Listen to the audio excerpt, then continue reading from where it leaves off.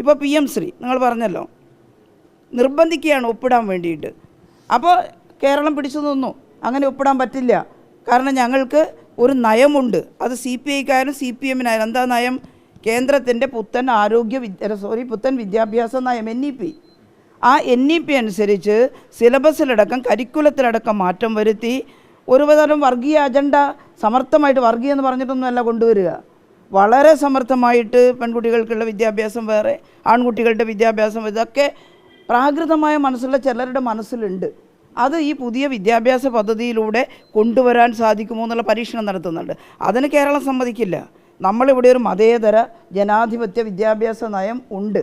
എന്നാൽ അത് പറഞ്ഞ് നമ്മൾ നിൽക്കുമ്പോൾ നമുക്ക് സ്വാഭാവികമായിട്ട് ലഭിച്ചുകൊണ്ടിരിക്കുന്ന പണം SSK ആരോഗ്യ വിദ്യാഭ്യാസ മേഖലയിൽ കേന്ദ്രം വകയിരുത്തുന്നത് തൃപ്തികരമാണെന്ന് ഞങ്ങൾക്കാർക്കും അഭിപ്രായമില്ല, നിങ്ങൾക്കാർക്കും ഉണ്ടാവും തോന്നുന്നില്ല. GDP-യുടെ 2% താഴെ ആരോഗ്യത്തിന് എവിടെ തികയും? എന്തുകൊണ്ട് ആരോഗ്യ പ്രശ്നങ്ങൾ പരിഹരിക്കും? അപ്പോൾ അതിനകത്ത് അവർ ഉൾപ്പെടുത്തിയിട്ടുള്ള ഒന്നാണ് SSK, സർവശിക്ഷാ അഭിയാൻ. ആ സർവശിക്ഷാ അഭിയാനിന് ലഭ്യമാകുന്ന പണം കിട്ടിയില്ലെങ്കിൽ എന്താകും? ഇപ്പോൾ LP തലത്തിൽ നമ്മൾ ചെറിയ കുട്ടികൾക്ക് വേണ്ട കളിസ്ഥലങ്ങളും മറ്റു ചില സൗകര്യങ്ങളും എല്ലാം ഉണ്ടാക്കിയെടുക്കുന്നത് സർവശിക്ഷാ അഭിയാൻ്റെ കാശ് കൊണ്ടാണ്. സർവശിക്ഷാ അഭിയാൻ്റെ കാശ് തരില്ല PM ശ്രീ പദ്ധതിയിൽ ഒപ്പിട്ടിട്ടില്ലെങ്കിൽ. ചെറുതല്ല, എല്ലാം കൂടി ചേരുമ്പോൾ 1400 കോടിയിലേറെ ഉറപ്പിക്കേണ്ടെന്നാണ് പറഞ്ഞത്. അതാര് തരും? അപ്പോൾ ഒപ്പിട്ടാൽ ചോദ്യം, നിങ്ങൾ NEPക്ക് കീഴടങ്ങുകയല്ലേ? അല്ല. അങ്ങനെ നമ്മുടെ ഏതെങ്കിലും ജനാധിപത്യപരമായ വിദ്യാഭ്യാസ പ്രക്രിയയെ തടസ്സപ്പെടുത്താൻ നിർബന്ധിച്ചാൽ നമ്മളതിനെ എതിർക്കും ശക്തമായിട്ട്. എന്നാൽ ഒപ്പിട്ടത് ഈ പണം തരില്ല എന്ന് പറയുന്നതിൻ്റെ ഭാഗമായിട്ടാണെന്നാണ് ഞാൻ കരുതുന്നത്. പ്രധാനപ്പെട്ട ചോദ്യമുള്ളത്, അങ്ങനെയാണെങ്കിൽ പോലും CPI എന്ന് പറയുന്ന പ്രധാനപ്പെട്ട ഒരു ഘടകകക്ഷിയുമായി കൂടിയാലോചിച്ച് അവരെയും കൂടി കൂട്ടി യോജിപ്പിച്ചുകൊണ്ട് നടത്തേണ്ടതായിരുന്നില്ലേ? അതിനപ്പുറത്തേക്ക് അത് പറഞ്ഞിട്ടുണ്ട്. അത് LDF കൺവീനറും പറഞ്ഞിട്ടുണ്ട്, പാർട്ടി സെക്രട്ടറിയും പറഞ്ഞിട്ടുണ്ട്.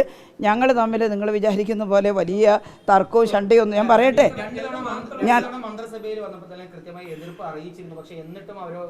CPI മാത്രമല്ല, എല്ലാവരും എതിർത്തിട്ടുണ്ട് അതിനെ. ഞങ്ങളെല്ലാം എതിർത്തിട്ടുണ്ട്.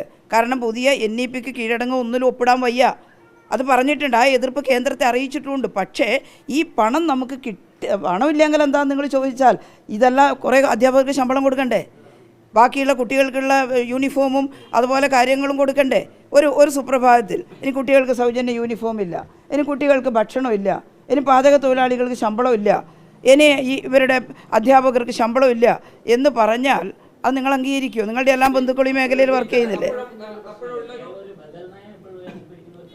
തീർച്ചയായിട്ടും നമ്മൾ കാണേണ്ടത് കേരളം ഉയർത്തിപ്പിടിക്കുന്ന ബദൽ നയമാണോ നല്ലത്, കേന്ദ്ര ഗവൺമെൻറ് ഇപ്പോൾ തുടരുന്ന നയമാണോ നല്ലതെന്ന് പരിശോധിക്കല. നിങ്ങളെല്ലാം സപ്പോർട്ട് നൽകേണ്ടത് കേരളം ഉയർത്തിപ്പിടിക്കുന്ന ബദൽ നയം സംരക്ഷിക്കാൻ എന്ത് വില കൊടുത്തും പോരാട്ടം നടത്തണമെന്നാണ്. അപ്പോൾ പറയേണ്ടത് എന്താ? ഈ സംസ്ഥാനത്തിന് അവകാശപ്പെട്ട പണം നിങ്ങൾ തരണം. എന്നാൽ ആ പണത്തിൻ്റെ പേരിൽ നിങ്ങൾ വിൽക്കുന്ന ജനാധിപത്യ വിരുദ്ധമായിട്ടുള്ള തീരുമാനങ്ങളെ പിന്തുണക്കാൻ ഈ സംസ്ഥാനത്തിന് പറ്റില്ല എന്ന് പറയുമ്പോൾ അതിൻ്റെ കൂടെ നിങ്ങളെല്ലാവരും ഉണ്ടാവണം. മെല്ലെ പങ്കെടുത്ത മധുര പാർട്ടി കോൺഗ്രസിലെ ഒരു പ്രധാനപ്പെട്ട പ്രമേയമായിരുന്നു നാഷണൽ എഡ്യൂക്കേഷൻ പോളിസിക്ക് മറവിൽ കാവ്യവൽക്കരണം നടപ്പിലാക്കുന്നത്. ഇന്നലെ അതേ വിദ്യാഭ്യാസ മന്ത്രി പറയുന്നു NEPക്ക് എന്താണ് പ്രശ്നം, ഞാൻ എൻ്റെ മുൻ നിലപാട് മാറ്റിയെന്ന് പറയുന്നു. ടീച്ചർ സംബന്ധിച്ചിടത്തോളം ആ ഒരു ചർച്ചയിൽ കൂടി പങ്കെടുത്ത ഒരാളെന്ന നിലയ്ക്ക് അജണ്ട ഉണ്ടെന്ന് ടീച്ചർ അംഗീകരിക്കുന്നു. NEPയിൽ ഹിഡൻ അജണ്ട ഉണ്ടെന്നുള്ള കാര്യം വിദ്യാഭ്യാസ മന്ത്രി ശൈലജ ടീച്ചറും പാർട്ടിയും എല്ലാവരും അംഗീകരിക്കുന്നതാണ്. അങ്ങനെ തള്ളുവന്നില്ല മന്ത്രി. നിങ്ങൾ എന്തെങ്കിലും ചോദ്യം,